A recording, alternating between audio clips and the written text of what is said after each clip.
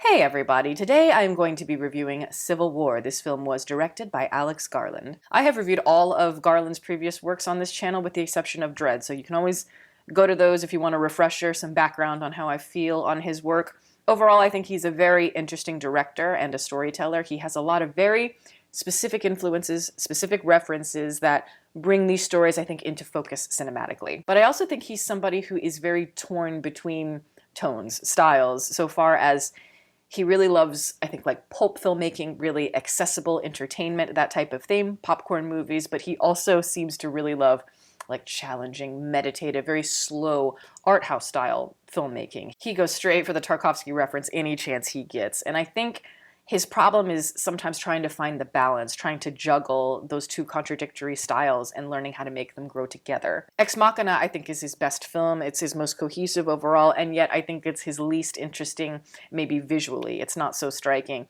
And I look at a film like Min, which was the last film that he made that came out last year, and I feel like maybe it's his most pronounced visually, it's his most hauntingly beautiful, and yet I found myself very frustrated by the thinness of the material. Though I will admit, it's a movie that I would like to revisit a second time. And now we have Civil War, which is about a potential dystopian future where America is, yes, in another civil war. And as you can likely assume, because it is Alex Garland, it's very minimalist so far as the context of all of that. It's refreshingly apolitical. There are no sides necessarily that we are for or against, and from what I understand, the main reference for Garland here was Ellen Klimov's Come and See, and that's a movie that is obviously another war film where we are placed in the immediate action of things with no historical perspective, no bird's eye view. I am personally a huge fan of Come and See, so I can certainly get on board with what he's doing there. It would probably be my approach as well to a war film if I were going to do one. And all of that is good and fine, but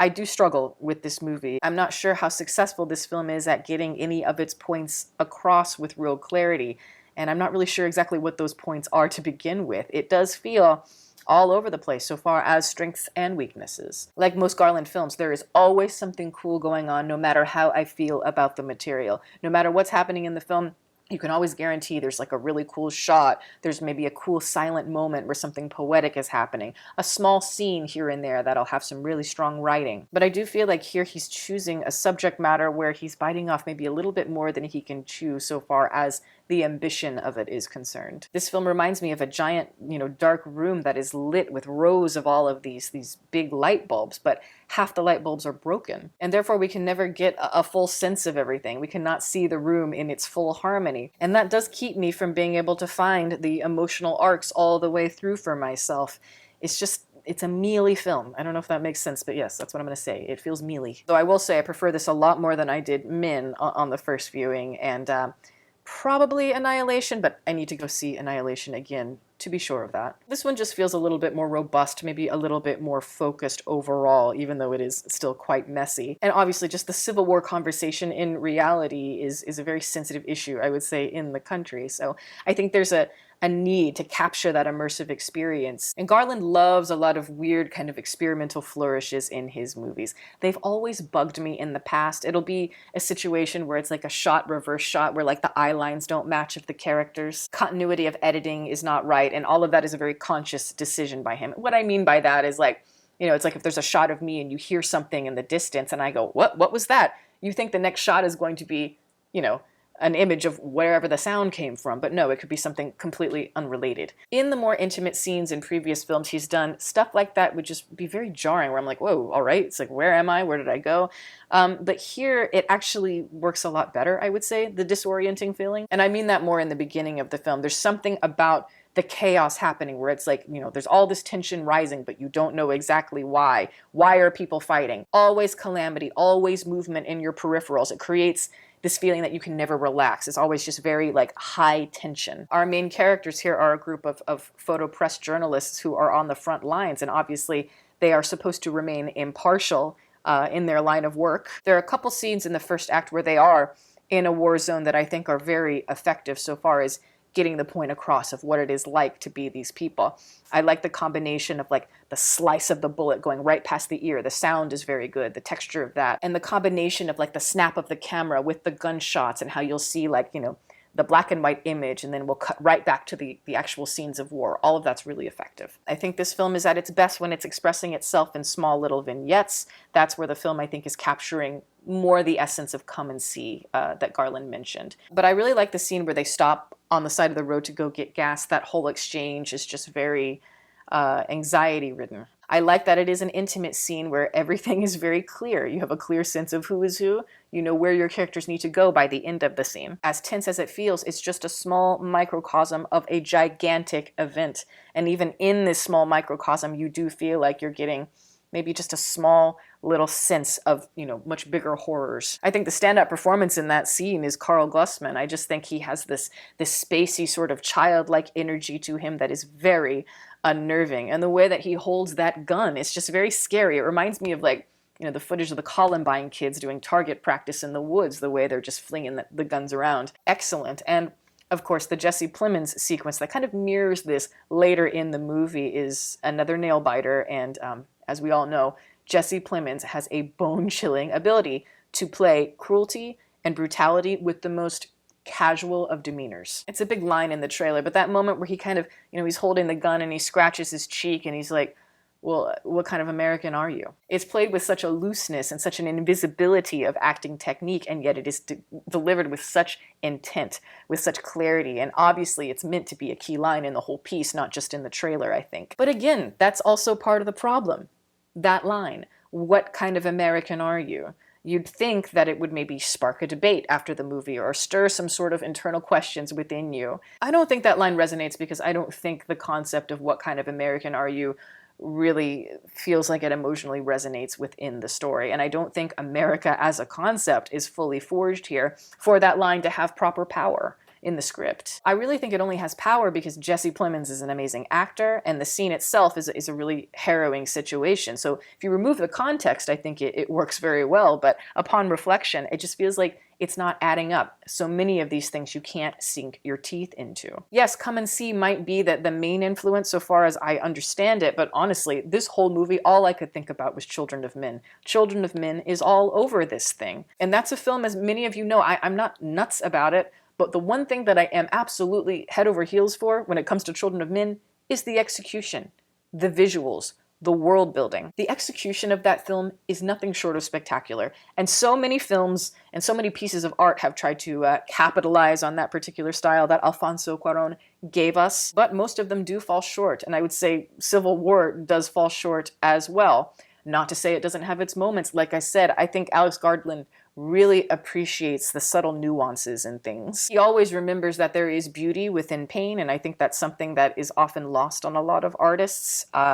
In this movie, it's like all of these things are burning and all this, but yet the embers glow in the night. Kirsten Dunst is laying on the ground and she notices like the wildflowers. It's almost like a moment from Virgin Suicides, but yet when you look at the context of what's going on, she's laying on the ground because, she's ducking gunshot fire. But all of those little moments, the smaller textures and then the bigger moments, it creates more of a full impression of the human experience. I do think, though, Children of Men is just more cohesive. You have a bigger understanding of the world at large. There's more of a feeling of risk within that, too. The sounds of just guns and like the high pitches of your ear ringing after you've heard the loud noise, the physicality, the aggression of everything. It's unrelenting in that film. But in Children of Men, when the characters find themselves in very dangerous, scary situations, a lot of the way they react in those situations actually makes sense, whereas a lot of the things people do in Civil War is really stupid. But there is also just a hesitance in Civil War to really go to those dark, brutal situations, and I think it would have made for a much more harrowing experience as a film. I really don't want to get into spoilers too much, but I really feel like they could have capitalized on that in the scene with Jesse Plemons. Like, what if he had shot a major character that really meant something to the main characters, and not two random characters who we don't even really know by this point of the movie, who do very stupid and very curious things that get our characters into a mess that could have easily been avoided. It just felt mismanaged and awkward, and quite frankly, the whole crew here are a bunch of fucking idiots. So yeah, a lot of the conflicts they find themselves in, I'm like, well, yeah, that happens, dumbass. There's a heavy instinct towards like socio-political imagery, obviously, in this movie, and there's a lot of slow motion imagery, and it does remind one of like images you might have seen in Vietnam in the 1960s, combined with like that pop soundtrack, which does feel very, like gimme shelter all along the watchtower, but thank God, a more modern version of that. I'm not sure I understand that socio-political angle because we're not really going for a socio-political message so far as the thesis is concerned. The film is just way too ambiguous to really be settling into any of this music particularly, especially combined with the romanticism of the images. Those ideas that are under the surface, I think, are just too complex compared to what is actually being served on the surface. I think Civil War wants to remain unbiased while also trying to bridge the gap between the emotions, and it's just not coming together fully, and therefore there's just always going to be a disconnect. I think one of the reasons why Come and See works a lot better than Civil War is because our main character in that movie is a civilian. And not only is he a civilian, he is a child. He is somebody who is just a victim of circumstance, a victim of his environment. Don't you know he would much rather be playing outside with his friends? He'd love to be sneaking in Playboy, magazines in his school bag, but he doesn't get to have that life. He has to have the one that he's currently in, and it's a horrific one. And so I think that's why the disorientation there works so well. These people know what they're getting into. And so it's like when they go headfirst into these war zones, it's like, it would help, I think, especially so far as stakes, to understand like what they're shooting, exactly who is who, to understand what leads these people in this way where they want to remove those biases and present the truth in a certain form. But just the war itself, well, at times it can feel very immersive. At other times, it's very perplexing. It doesn't feel very realistic. You'd think there would be more of a pressing sense of genocidal anguish. There would be more refugee camps, more people in desperate need. You'd have a combination of that a lot more compared to the ones that are turning a blind eye. I think when there's blood on the ground, there's bodies piling into pits, it's like, I want to feel that blood on my hands too. I didn't buy into that, but I also just don't buy into the whole photojournalist angle, just because, like I said, the concept of journalism, it's very complex, especially today. It's like, the press, the media, it's really not trusted, especially compared to the past. There was a certain dignity and impartiality, so far as the press was concerned, that does not exist today. And so even that is a very interesting angle, and it's not really acknowledged. There's just a lot there that is ripe for discussion. And so far as how that feeds into the whole Civil War angle, it's like, it's so skeletal that you could make this almost about any war, any sort of conflict. And yeah, that just kind of bothered me, because it's like, no, this is very pointed. Why make a movie about a fictional civil war? What makes that in particular compelling to this filmmaker? I think that needs to be differentiated so far as point of view. And then there's the ending of the film, which, I understand to a degree what it was trying to do. It's like, in theory, it's meant to be this passing of the torch between the mentor and the apprentice, and it's like one person falls so the other person can rise sort of situation. But again, here, just the theme of partiality and impartiality so far as, the press is concerned, it's not fleshed out enough for this to really create a special moment. I really wanted to feel something in this moment because I do actually like these characters to a degree, but I couldn't. Again, it's just because there's no conviction in the thesis. Everything is just so